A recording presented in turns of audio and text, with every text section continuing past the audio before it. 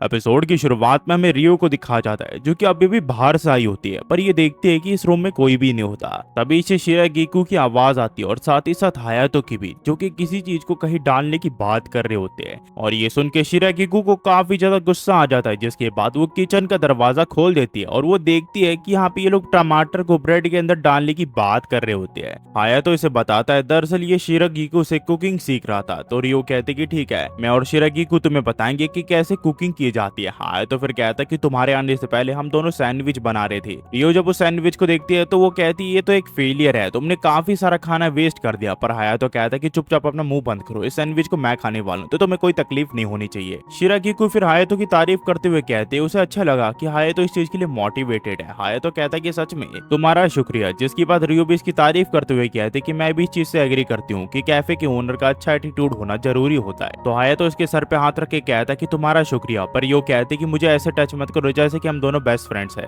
शिरागीकू फिर इन दोनों की लड़ाई छुड़वाती और कहते कि हम तीनों को अब ट्रेनिंग शुरू कर देनी चाहिए। जिसके बाद शिरागीकू हायातो को ये बताने लग जाती कि कैसे उसे सैंडविच बनाना चाहिए। और इन दोनों को करीब आता देख रियो थोड़ी जेलस हो जाती है और इन दोनों के बीच में कूद जाती है और कहते कि शिरागीकू तुम्हें नहीं लगता तुम दोनों काफी ज्यादा करीब आ चुके हो, और तुम्हें नहीं लगता ये जो टोस्ट तुम बना रही हो ये थोड़ा आउटडेटेड है। पर ये कहते कि ये टोस्ट तो ग्रैंडमा ने मुझे बनाना सिखाया है और ये काफी अच्छा है। पर रियो कहते कि टाइम के साथ हमें मेन्यू को भी अपडेट करते रहना चाहिए वरना लोगों को वो स्वाद नहीं आएगा। पर यहाँ पे शिरागीकू से बताते कि जो हमारे रेगुलर कस्टमर है वो इसी टोस्ट को पसंद करते हैं। वहीं पे हायातो कहता है कि मुझे इस चीज की कोई परवाह नहीं, मैं तो बस टोस्ट बनाना सीखना चाहता हूँ। तब यहाँ पे रियो कहते हैं कि तुम किसके साइड हो। तो यहाँ पे हायातो कहता है कि ग्रैंडमा की जो रेसिपी है वो काफी ज्यादा पुरानी हो चुकी है, तो नए रेसिपी ऐड करना थोड़ा बेहतर रहेगा। तभी शिरागीकू कहती है कि आखिरकार तुम ग्रैंडमा की प्रोटेट के सामने ये चीज कैसे कह सकते हो, मैं तुम्हें फैमिली का सबसे बेस्ट टोस्ट सैंडविच बना के दिखाऊंगी। और इस चीज को लेके इन दोनों के बीच में कंपटीशन शुरू हो जाता है, जिसके बाद आखिर में यह हायातो के ऊपर डिसीजन होता है कि कौन सा टोस्ट उसे बेहतर लगता है। पर एक टोस्ट खाने के बाद हायातो कहता है मेरा पेट भर चुका है, मैं और ज्यादा नहीं खा सकता। तुम बाकी लड़कियों को ये सैंडविच खिला के पूछ सकते हो कि तुम दोनों में से किसका सैंडविच बढ़िया है। दरअसल हायातो यहाँ पे बहाने मार रहा होता है क्योंकि उसे पता होता है अगर इन दोनों में से किसी को भी उसने अच्छा बोल दिया कि इसका सैंडविच अच्छा है तो कोई ना कोई ऑफेंड हो जाएगा। जिसके बाद हम देखते हैं सभी लड़कियों को ये सब सैंडविच खिलाते हैं और इन दोनों के बीच की अब लड़ाई खत्म हो चुकी होती है। तभी यहाँ पे आमी कहते कि आखिरकार हायातो का सैंडविच मुझे क्यों मिला था। हायातो इसे मुंह बंद करके सैंडविच खाने के लिए कहता है क्योंकि सारे सैंडविच का टेस्ट सेम ही था।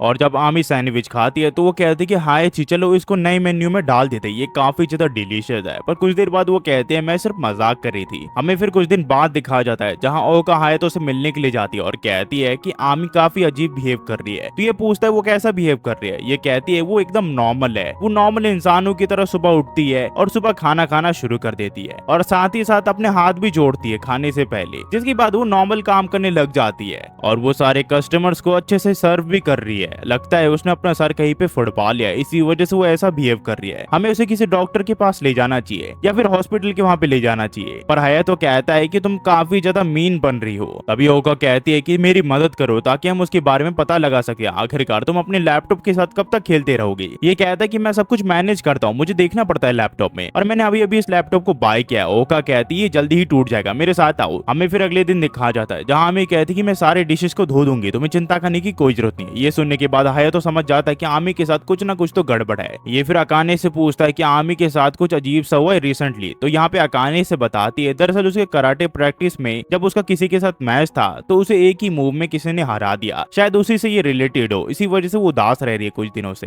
हायातो फिर आमी से पूछता है कि आमी आजकल तुम थोड़ी खोई खोई सी लग रही हो। आमी कहती है ऐसी कोई बात नहीं है, मैं जैसी थी वैसी ही हूँ। हायातो फिर से पूछता है क्या ये तुम्हारे कराटे मैच से जुड़ा हुआ है। आमी कहती है ऐसी कोई बात नहीं है। तभी यहाँ पे ओका आ जाते हो और कहते कि तुम हमें जो बात बताना चाहते हो वो बता सकते हो। आमी से बताती है दरअसल जिससे इसका मैच था वो ओलंपिक को एक बार रिप्रेजेंट कर चुका है और वो काफी ज्यादा ताकतवर था इससे। साथ ही साथ इसके कोच ने भी इसे डांटा, उसने कहा उसे कि कुछ चीजें हैं जो कि इम्पॉसिबल है और वो कभी भी उस चीज को हासिल नहीं कर सकती, तो उसे गिव अप कर देना चाहिए। चाहे जितना हार्ड वर्क कर लो तुम कभी भी उस चीज को हासिल नहीं कर सकती। तभी यहाँ पे हायातो कहता है कि ऐसी बात नहीं है कि तुम्हारे अंदर टैलेंट नहीं है, तुम इसी वजह से हारी क्योंकि तुम एक ही सिंगल टेक्निक पे हमेशा फोकस करते रहती हो। तुम्हें अलग अलग टेक्निक्स को मास्टर करना चाहिए, तुम्हारे अंदर टैलेंट की कमी नहीं है। तुमने मेरे सामने उन तीनों लोगों को एक साथ हरा दिया था चेरी ब्लॉसम फेस्टिवल के समय पे, जबकि वो तुमसे काफी ज्यादा ताकतवर थे और तुमने उस टाइम अलग अलग मूव्स का यूज किया था और आखिरी मूव तो एकदम जानदार था। और कभी इसे समझाते कि मुझे इसके बारे में ज्यादा कुछ नहीं पता पर मेरे लिए तुम सबसे ज्यादा ताकतवर हो, तो आमी को मोटिवेशन आ जाती है। ये फिर कहती कि बेशक मैं उसे हार गई पर कम से कम मैंने उसके के सामने कामेहामेहा का मूव तो परफॉर्म किया, पर पता नहीं उसके बाद कोच को इतना ज्यादा गुस्सा क्यों आया। उन्होंने मुझे काफी कुछ सुनाया। ये लोग समझ जाते हैं कि इसमें आमी की गलती थी, पर आमी अपने नॉर्मल रूप में अब आ चुकी होती है वापस और काफी ज्यादा जोश में होती है और वो अपने डंबल को जो जोश में उठा लेती है, पर वो डंबल डायरेक्ट लैपटॉप पे गिर जाता है, जिस वजह से हायतो का जो लैपटॉप है वो टूट जाता है। आमी हायतो को कहते हैं कि मुझे माफ कर दो, मुझसे गलती से स्लिप हो गया और वो टूट गया। यहाँ पे हायतो अजीब सा फेस बना लेता है और उसकी आंखों में हम देख पाते कि उसके अंदर कितना ज्यादा गुस्सा है। पर आमी कहती कि तुम मेरे बलून्स को स्क्वीज कर सकती हो, तो हायतो इस मौके को नहीं छोड़ता और उसके बलून्स को स्क्वीज करने लग जाता है। हायतो को काफी गुस्सा आ रहा होता है, इस वजह से वो आमी को बेड पे पटक देता है और एक और स्टेप आगे बढ़ने का फैसला करता है, पर वहीं पे ओका के हाथ से एक और डंबल छूट जाता है, जिससे हायतो का जो फोन है वो टूट जाता है। ओका हायतो से माफी मांगते और कहती ये सब गलती से हुआ, पर हायतो उसे माफ नहीं करता और कहता है कि मुझे तुम्हारे भी पकड़ने हैं, तुम कहाँ भाग रही हो। और इस हादसे के बाद आमी थोड़ी बड़ी हो गई और वो समझ गई कि कहीं पे भी डंबल लेके वो घूम नहीं सकती। हमें फिर कुछ दिन बाद दिखाया जाता है जहाँ हम देखते हैं हायतो को, जहाँ पे कस्टमर उससे चीजें मांग रहे होते हैं, पर वहाँ पे ये शिरागिको को कहता है कि उन्हें चीज दे के आओ, पर शिरागिको इसकी बात नहीं सुन रही होती है। शिरागिको फिर से माफी मांगती है, वो कहती है कि उसका ध्यान कहीं और था।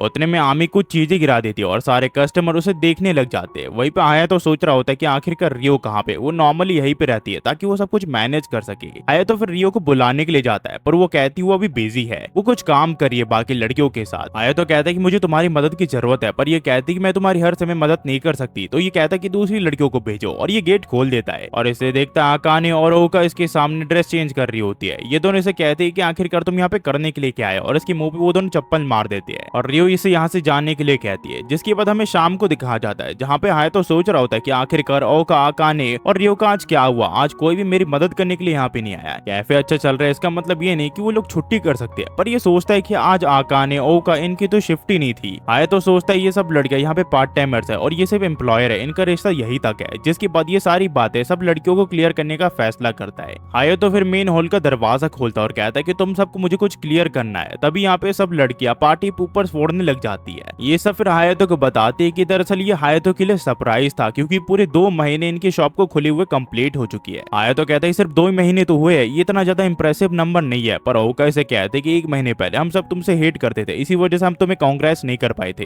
हायतो फिर इनसे पूछता है कि सुबह से ये चीजें तुम कर रहे हो। ये लोग कहते हैं कि हाँ, जब तुम हमारे रूम में आए थे तब हम सारी चीजें की प्रिपरेशन कर रहे थे, इस चीज का तुम्हें पता ना चले तो रियो ने हमें यहाँ पे कपड़े उतारने के लिए कहा था ताकि हम तुम्हारे ध्यान को डिस्ट्रैक्ट कर सके। शिरागिको फिर हायतो से माफी मांगती है क्योंकि आज वो पूरे दिन उसकी मदद नहीं कर पाई, क्योंकि उसे काफी सारी चीजें बनानी थी हायतो के लिए, साथ ही साथ उसने उसके लिए केक भी बनाया होता है। ये सब फिर हायतो का शुक्रिया करते हैं इनके घर को एक फैमिली बनाने के लिए। आमी फिर यहाँ पे हायतो को एक फनी ग्लास पहना देती है। हायतो कहता है कि आखिरकार तुम ये कर क्या रही हो। वहीं पे हमें दिखाया जाता है आकाने को, जो कि इन्हें खुशी से देख रही होती है। तभी इसका फोन बजता है और ये फोन इसकी मदर का होता है। ये अपनी मदर से बात करने के लिए बाहर चली जाती है और ये कहती है कि ठीक है, मैं जल्दी वापस आ जाऊंगी। और यहाँ से जो कहानी वो टू बी कंटिन्यू हो जाती है। अगर आप यहाँ तक देख रहे हो तो प्लीज लाइक एंड सब्सक्राइब करना मत भूलना। और हाँ गाइस, मुझे पता है इन कुछ दिनों में मैंने काफी कम वीडियोस अपलोड किया, पर चिंता मत करो, काफी सारे वीडियोस आने वाले हैं, क्योंकि मैं काफी सारे वीडियोस को एडिट करने के लिए बैठ चुका हूँ और लगभग 1 हफ्ते की वीडियोस मैंने एडिट कर दी है और जिसके ऊपर सिर्फ मुझे अभी वॉइस ओवर देना है। तो चिंता मत करिए गाइस, जल्दी काफी सारी वीडियो आने वाली है। तो होपफुली आप सबको ये वीडियो पसंद आई हो, तो पसंद आई तो प्लीज गाइस लाइक सब्सक्राइब करना मत भूलना और कमेंट करना मत भूलना। आखिर में जाते हुए क्या कहूंगा, thanks for watching, next video मिलते हैं, होपफुली आप सब बढ़िया होंगे।